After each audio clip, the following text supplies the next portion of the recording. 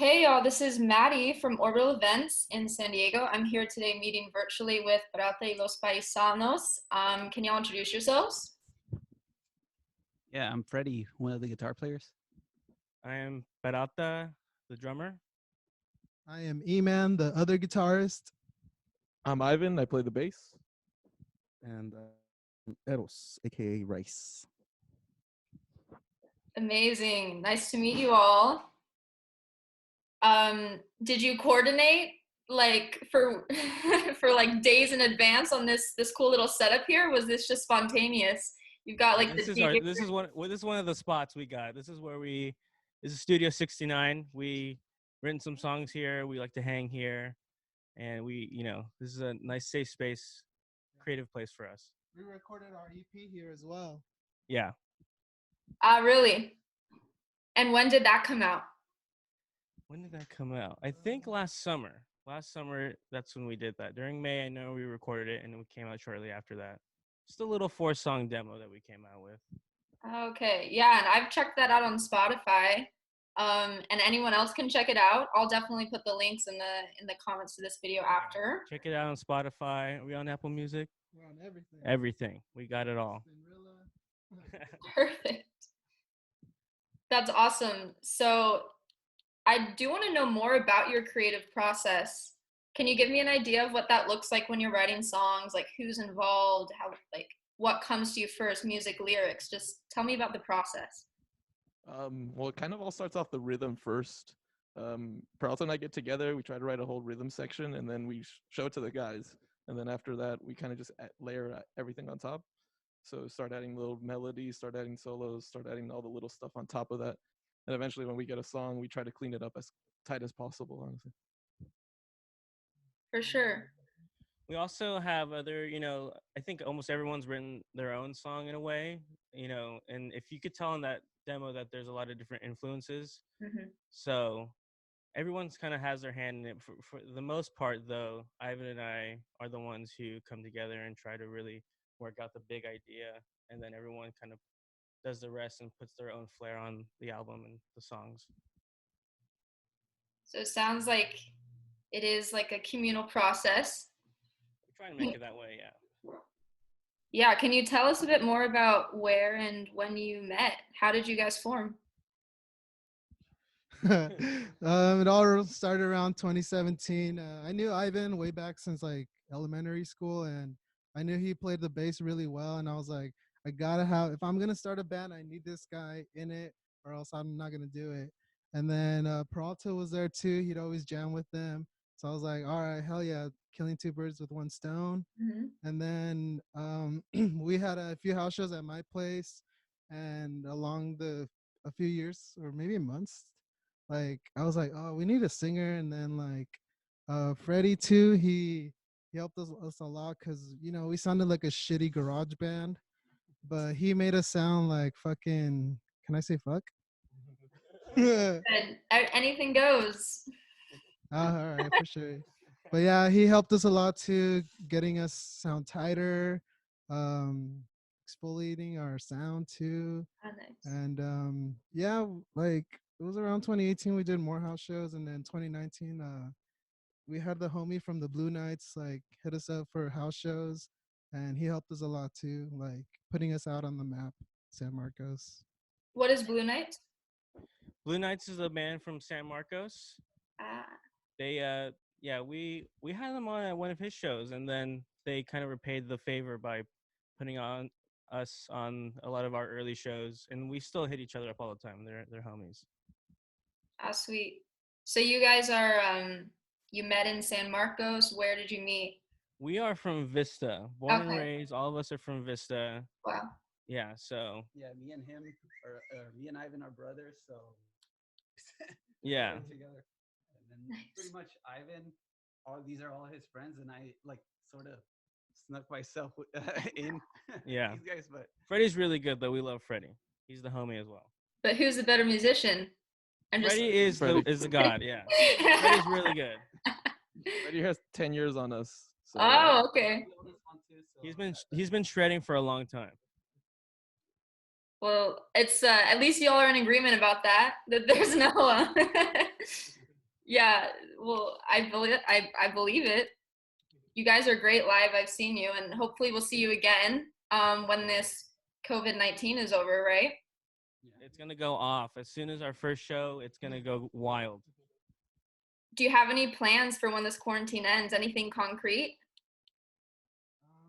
Well, that was the one show in Chula Vista, was it? Yeah. There, we got invited to a little festival in Chula Vista. I don't know if we could really say where exactly, but it was a step forward for us. And we had a lot of shows lined up, but we'll find a show. I think once this ends, everyone's gonna really want to get out there and have a good time, and I feel like we could totally bring that because we're really waiting. That was our favorite thing, is to play. So Yeah. we're gonna be ready and we're gonna give it all on the line. It's gonna be sick. So, speaking of the quarantine, right? How are you guys just like help me understand how you're staying sane, right? Like, and how is music playing a part in your day-to-day quarantine life? So one of the ways I've been, staying busy and keeping my mind still in music is by listening to some Western soundtracks. And the reason for that is because our upcoming demo is going to be based on the Western psych. Nice. So basically, watching some spaghetti Western movies, the latest, the better, 1930s, 1940s. Try to, check out their soundtracks and see what I could bring into the table with the fans and the band, and hopefully they like it. Sweet. When I'm is walking that my demo? dog a lot. What? Sorry? Listening to music and walking my dog is like where I find a lot of inspiration and a lot of like sanity. Nice. Keep Do the songs like thinking. come to you while you're walking your dog? I just try to listen to a lot of music, a lot of different stuff. I try to listen to like a whole album Mm. and then see what I could, like, oh, I kind of like how that sounds. I'm going to try to do something like that. That's usually how it comes about. Yeah, for me, pretty much the same thing. I try to listen to mostly anything, and usually, with me, I like find little pieces or little snippets of songs that I like, and I sort of try to emulate those sounds or those notes and stuff. But pretty much it's like that, just music and whatever that has to do with music, either with movie soundtracks or yeah, or even video games, video game music. Sometimes like you find little things that you're like, oh, that sounds pretty cool, I like, and then you just you get inspiration from that stuff too. You were talking about a demo. When is that coming out? Are we allowed to know? We don't know for sure, for sure. We have to record it and everything. It's just getting, it's now ready to be have the final recording. So whenever that gets done, we kind of had a delay in that, but whenever that gets done, probably this summer, I would hope this summer it'd be out. But Yeah. no definites. And I know timing's really uncertain right now with the virus. Like it's so hard to know when anything will be launching. But we're excited for whenever it does come out. And I know our viewers can check out the Orbital Events Instagram because you sent a little bit of a clip from like a music video or something. Yeah, we love to just get movies, like random movies, and we'll just put our music over it, which is probably illegal, but we go under the radar still, so it's pretty fun to see. We're not making any money. Yeah. True. I thought it looked pretty cool. I was like, Thank wow, you. I'm really feeling like it's like an era piece, like A little bit, yeah. That's good. That's pretty much the idea with this album that we're trying to do right now, which is that that setting, the Western setting for right now. Sweet. What inspired that? I think well, first of all, because it's well, yeah, one of the first songs that we ever had that vibe, like a Western vibe to it. So we're like, hey, why don't we just like start building off of this? Also, because they those types of songs tend to be a little bit more like easy to make, you could say. So they're not as complicated because it is our first like first project. So we were trying to start off easy, like with simple stuff, and then from there Yeah, we see what totally. comes out. How do you think this will differ from your first EP? Can you describe the sound differences to someone who's never even heard your music? So our first EP is like really just all over the place. It's just basically 4 different songs, 4 different genres, that kind of represents everything we kind of listen to. But this next thing's gonna be a little bit more focused and more of one genre, as opposed, the first thing was like completely different genres and might appeal to different people each song. But hopefully this one is more focused in that one genre. So. How would you describe the different genres even on your first EP? Like what's all in there?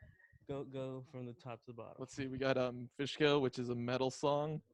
Then we got Love it. Chupacabra, which is a cumbia song. After Ah, that, we got Ocean Hills, which is kind of like a, well, let's say hipster modern indie wow. song. And then Westkill, which was our Western rock album, or Western rock song, and that's kind of what we based this album off of. Oh, I like it. I mean, maybe you're gonna end up being like Radiohead, right? Like every album, just choose a different genre. Like, I mean, that's the fun part of it. Like, there's a bunch of bands that change during each album that comes out. So it's always interesting to try to keep it interesting. Yeah. But we'll Yeah. see. Right now, it's focusing on this one first album first. Once that comes out, we'll see what happens next. Yeah. yeah. Yeah, sick. And I think there's like a fine balance between, like once you start getting a fan base, you want to change it up enough that you're not just like droning on and on about the same thing, right? But at the same time, like sometimes you want to keep elements of at least some sort of sound throughout the whole process. What do you feel like the sweet spot might be for you guys right now? I mean, that's the goal, I think, is to make a couple different types of albums and try to develop a sound so where it's still like a PERALTA Los Paisanos album, but it's a different genre. So, we're playing our way and our style. But I think what would you say is like the way to get there, or like how what would differentiate us, would you think? I think the live shows. Yeah, our live shows. Yeah.